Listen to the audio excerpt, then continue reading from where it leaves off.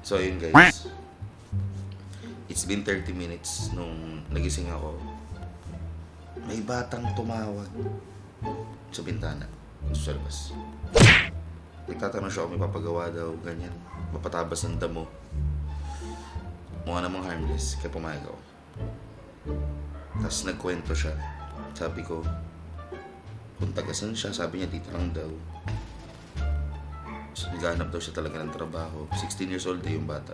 Ngayon, nag-offer siya na itatapos niya yung damo sa labas namin. Eh, medyo mahaba na rin. Pumayag ako. Tapos tinanong ko kung magkano. Sabi niya, bahala na daw ako. Eh, pinapangkain niya lang daw. Wala kasi pangkain. So, pinagbigyan ko. Eh, ang plano ko ay pakainin na rin siya. Tapos bigyan ko lang siguro. Yung damo kasi sa labas namin. Siya yung nandun lang sa parang may ganyang kakapal na lupa dun. So may tumubo lang na damo all of a sudden. A wild grass appeared. Eh, binigyan lang. So sa bibigay, hindi ko alam eh. Pero bibigyan ko siya ng maganda-gandang halaga. So papakainin ko din siya. So yun lang. Balik ako kayo sa progress niya. A few inches later. Ayun nga guys, natapos na siya natapos na siya magtabas. Nakapagwalis din siya. Malinis, papakita ko sa inyo. Malinis yung gawa niya. Mamaya ko na siya papakita ko muna kung ano yung ginawa niya. Yung malinis. Yung mga asong pasaway dito sa subdivision namin, dito tumatay sa harap ng bahay namin. Ginagawa nilang CR. Pero yan, nalinis niya. Goods na goods. Ayan. Malinis siya magtrabaho. Tapos, eto, papakita ko sa inyo si ano. Ang pangalan niya ay Dustin. Ang sabi niya, nag-iipon daw siya dahil ano nga meron sa Batangas, mama mo? Doon po mag-aaral. Doon siya mag-aaral sa sa Batangas. So nag-iipon lang daw siya. Eh, nagpapuntang Batangas ngayon nasa 300, 400 na comment niyo kasi hindi ko na alam kung magkano ang pamasahe ng commute kasi huling commute ko hindi Batangas ang pinuntahan ko eh. Siyempre di ba pag nagbabatangas kami syempre tropa ganyan kasama nakaban. So si Dustin ay 16 years old. Tama ba? That's 16 no. 16 years old si Dustin. Ngayon nasabi niya sa akin na antig naman ang puso ko sa batang to kasi sabi niya sa akin kanina magtatabas daw siya ng damo, tapos bahala daw ako kung magkano ibigay ko. Eh, tinanong ko siya, sabi ko, bakit ba ito yung ginagawa niyang racket? Kasi syempre, ako sure ako, no Dustin, hulaan ko, kung hindi ako umuo sa'yo, sa ibang bahay ka mag-o-offer. O, yun. Kung hindi nga ako umuo sa kanya, so pumunta siya sa ibang bahay, mag-offer siya ng tabas ng damo. At kung ano pinapagawa kasi, ewan ko, baka may ibang pinapagawa sa kanya, may walis, may ganyan. Legit yon guys, tinanong ko siya kasi kung sakasakali daw na humindi ako sa kanya, meron pa daw siyang dalawang subdivision na pupuntahan kung sakali at more likely daw sa mga yon pag kunyari walang umuo sa kanya, wala siyang choice, tinutulog na lang daw siya kasi may times talaga na hindi siya makakain. Pero ang maganda doon, may nagbababuting loob. Pag nakikita lang siya, napapakain siya. So ayun, bilang inform ko lang kayo. Back to the vlog. Eh ayun nga, pumayag ako, nakita ko okay naman ang gawa niya. Tapos nag-offer ako na papakainin ko na din siya. Tapos bibigyan ko siyang pera. Pero nga sabi ko sa kanya, kung sakaling walang umuo sa'yo ngayong araw, anong gagawin mo? Paano kakakain? Sabi niya, wala po, matutulog na lang ako. Eh nakikitulog lang din siya sa kaibigan niya. So shoutout dun sa kaibigan niya, isa kang mabuting kaibigan. Ayun. God bless her. Mabuti yun. Kinontrata ko siya, babalik siya sa akin sa Wednesday. Hindi ko alam kung anong trip sa buhay. Hindi ko alam kung nag-ML ba tong batang to. Papag-ML. Ito niya dito sa Wednesday. 2,000 years later.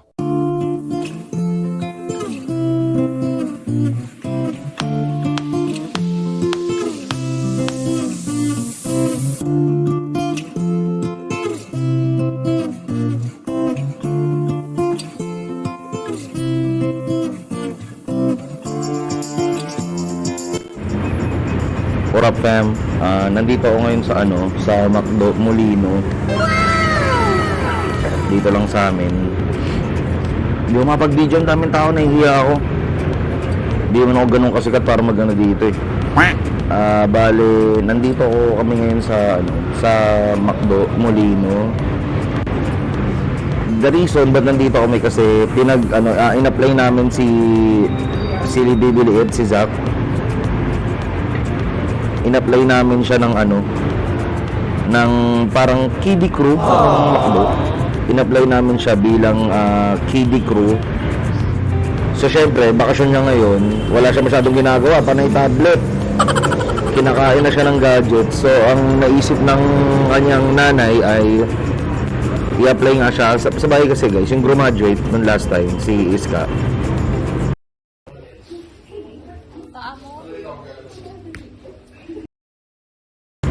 Dito siya nagkatrabaho for so many years. Abangan niyo yung podcast naming dalawa. Masasagot na yung mga tanong sa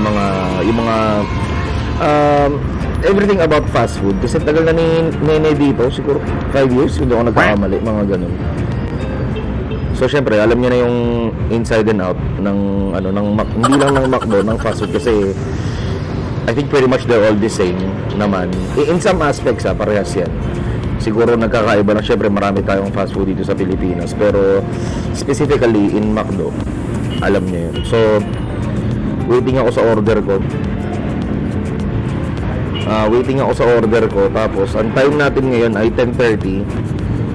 Medyo kanina pa ako nandito, undecided lang ako kung dito ba ako kakain o magkakarenderya ako since si Zach nasa taas. Dahil nga parang maggagawa-gawa sila ng mga burger, parang ganun. Marami daw sabi ni Nene, hindi lang burger. So baka may emergency, hindi natin masabi, hindi niya matripan doon, mabad trip siya. Maghihintay na lang ako dito. Dumating na order ko kanina. Hindi ko na videohan dahil dumami yung tao. Kape muna tayo. Medyo dito guys, medyo mainit dahil nasa labas ako. So ayun, kung tinatanong nyo how's life lately, naisip ko na alam niyo, nag-start akong mag call center way back 2015. Nagko-call center na ako noon. Tapos alam niyo ba magkano sahod ko? Hindi kayo maniniwala sa sahod ko. Not to declare yung company, pero ang sinasahod ko noon is, ito totoo call center rin, pero ang sahod ko 12,600. Oh shit! Hindi ako nagkakamali. So ang sinasahod ko noon nasa around 6,000. May time nga na siya eh. May time na pumalo ng 5,800. Kaya ang trabaho ko noon is hours lang. So 8 to 3, yung 1 hour lang shift. Tapos naiisip ko na, alam mo yun, sobrang stress ka na. Kasi ilang call center na pagdaanan ko. Bali apat na call center yun. Sa loob ng 6 years. Pero syempre, hindi. It's a total misconception na pag call center ka mataas sahod. Siguro pwede, pero hindi agent TL, manager, yan, mga ganyan, mataas yun. Pero isipin nyo, 10 years ago, ang sahod ko 12,600. Tapos umangat naman siya ng umangat kasi, syempre, hindi tataas pag agent kayo. So nag-apply ako ng higher position. Nag-apply ako as a trainer noon. Dream ko talaga is magturo ng mga alam ko kasi nung college ako, ang kinuha ko is AB, Communication Arts. Yung AB-Com na tinatawag. So doon pa lang na yung English ko pa. Kumbaga, nahasa na siya. Yung dream ko na makapagturo stand in front of people. Actually, nabigay ng isang kumpanya yan. Shoutout kay Jamo kung nakikita niya to. Binigyan niya ako ng chance in a small period of time na nakapagturo ako sa mga gustong mag-call center. Kasi isa siyang step for a lot of doors yung pag-call center. Sa mga nagsasabi dyan na call center ka lang, try nyo mag-apply. Hindi biro. Initial, online exam, mga calls versant. Isa pa nakalimutan ko lang tawag. Versant, tapos Berlitz, ayun, isa pa yun. Tapos magpa-final interview ka pa. So, hindi siya biro. Hindi mo siya pwedeng sabihin call center lang.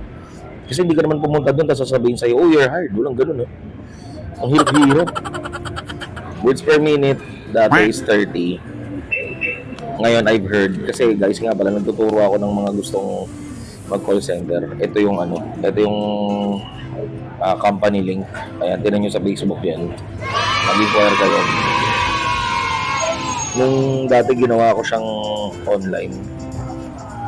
Ginawa ko siyang online dati pero somehow yung teaching rate hindi ganun kataas Hindi ganun kataas yung yung rate ng pag-grasp ng knowledge kasi nga virtual. So maraming distractions yung mga tuturuan mo, nasa bahay yan.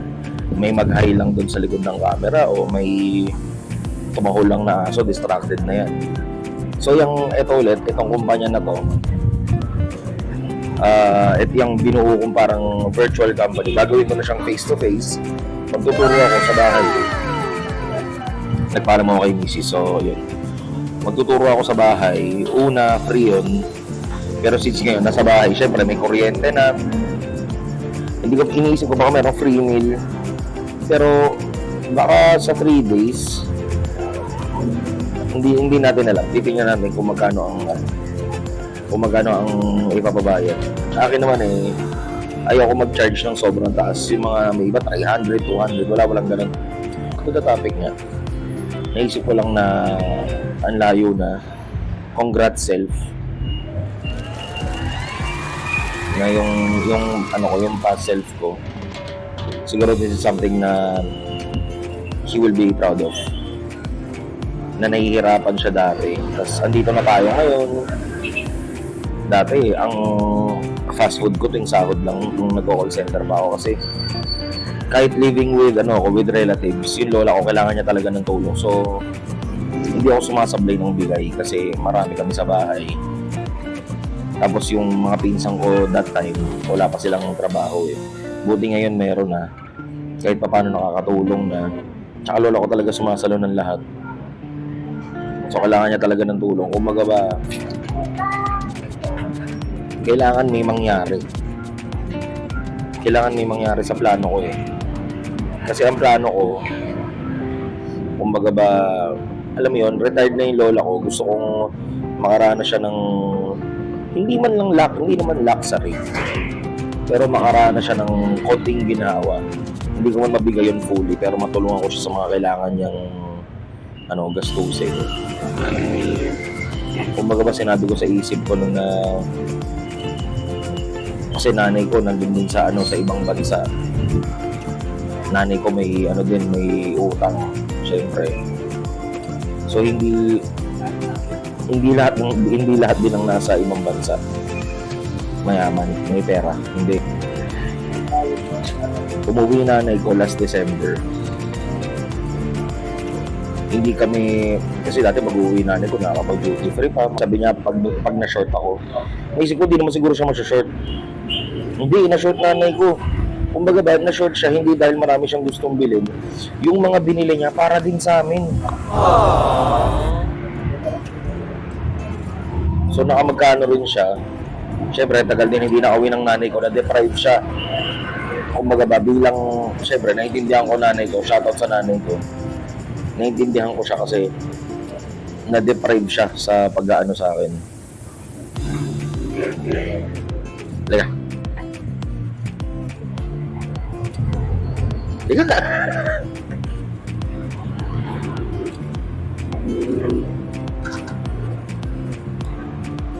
Kuya, ito bibigay ko, makakain mo to, ha? Oo, bili ko bigas kuya. Totoo to, ha? Oo, Bigas talaga? bigas kuya. O, sige, ha? Salamat ka. Kami ng limos. Pag ganun kinakausap ko muna kung ano talagang bibilin niya, eh. Pambibigas daw ni, ano, ni Kuya. So, anyways. So, ayun nga. Naisip ko of, how blessed I am. Especially with the people surrounding me. Kasi, wala ako sa ruro ko ngayon kung nasan ako. Hindi ko marasabing tagumpay ako. Siyempre, yung mga utang din ako. May bank loan nga ako, eh. Kumbaga ba, hindi ko masasabi na nasa tagumpay na ako kasi ako kino-consider ko na tagumpay ako pag lahat ng, hindi naman sa lahat mostly kaya ko nang bilhin. Pero hindi. Bumili ako ng sasakyan, second hand. Bumili ako ng motor, second hand. So, marasabi kong tagumpay siya, pero may nabibili kang comfort. Pero kasi para sa akin, ang tagumpay, pag nasa paligid mo, same mo na ng aspeto. Kumbaga ba lahat kayo nasa taas? Hindi kami lahat nasa taas, eh. Yung mga friends ko hanggang ngayon, successful na sila in some ways kasi may pamilya na sila, may mga anak, kasal na sila lahat, hindi naman lahat. May mga iba pang in a relationship, pero alam niyo yun, surviving sila lahat. Yun ang maganda kay proud ako sa mga tropa ko. Shout out sa mga tropa ko dyan. Kilala niyo naman kung sino kayo. Lahat sila surviving. Kaya nagpapasalamat ako sa Diyos doon. Pero malayo na yung narating namin. Ngayon VA ako. Tapos nagtuturo ako ng mga gustong mag-call center. Ngayon tatanong yung position. Alam niyo dati, shout out kay may isa sa mga best friend ko. Ang pangalan niya, Boss. Hindi dahil boss namin siya. Marami nagtanong sa akin.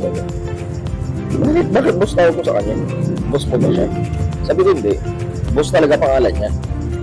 Kasi ang tatay niya Dong, nanay niya Tess. O pagsamahin mo. Hindi Bote, ha? Oh shit! Boss yun. Pag sabihin niya Bote. Pero nga, may naalala ko sinabi sa akin ni Tita Tess, yung nanay niya. Close na close ko yan. Parang nanay ko na rin yan. Sabi sa akin ni Tita Tess noon, magkano sahod mo? Tinanong niya ako, 2016. Ako hindi ako ashamed na sabihin ko magkano sahod ko, lalo pag kilala ko naman yung nagtatanong. Kasi magkano sahod mo? Tinanong niya ako. Way back, 2016, 17, ang taas na ng ang taas ng 16K.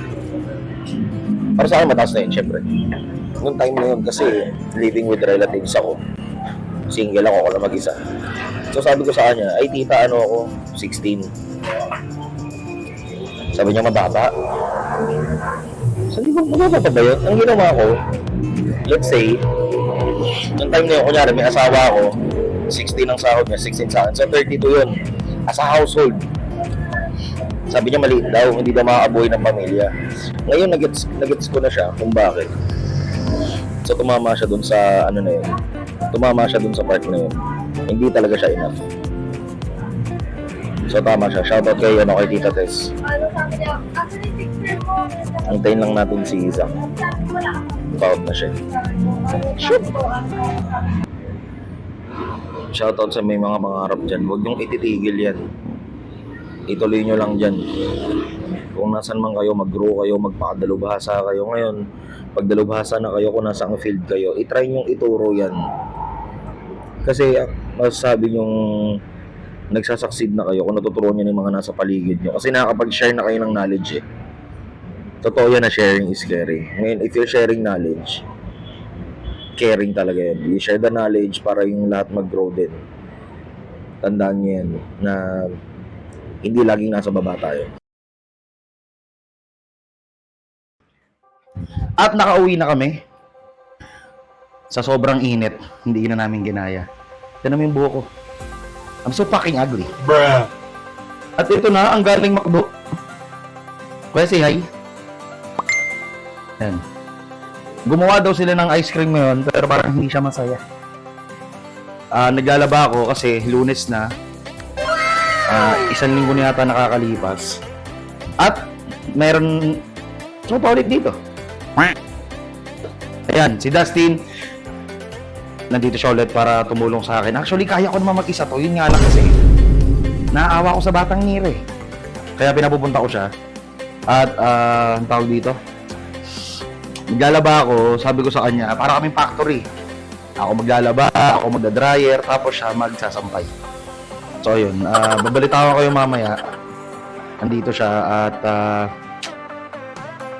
wala pa si Charlene kasi nag-ride sila eh. Ano muna siya ngayon? Tropang broom broom. Kasama niya si Isko, yung kapatid niya. Marami sila. 6 yata sila, 7. So ngayon, ako dito sa bahay, labor. Ang sarap ng ulam namin, papakita ko sa inyo.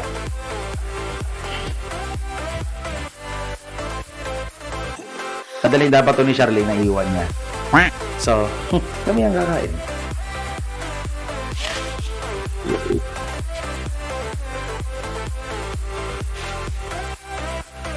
Itlog na pula.